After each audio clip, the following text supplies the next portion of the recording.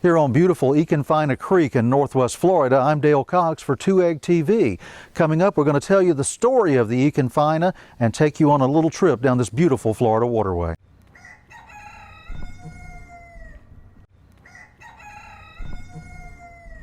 Econfina Creek is actually a small river that rises in the sand hills of Northwest Florida.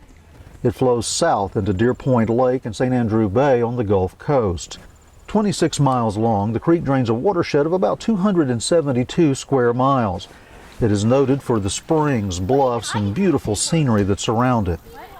Now, the name Econfina comes from an ancient Creek Indian word that means natural bridge creek. A natural bridge once spanned the creek about 15 miles up from its mouth, but that bridge collapsed during the early 1800s. The earliest known description of Econfina Creek was written by the Spanish in 1677. They told of how a force of Christian Appalachian Indian militia marched down the creek, crossing it several times. The Gaynor, Robbins, and other families settled along the Econfina during the early 19th century. They sometimes battled the Creek Indians who still lived in the area. It's difficult to imagine today, but pole boats and barges once navigated much of this creek. They carried cargoes of cotton, timber, sugar, and other commodities down to the bay.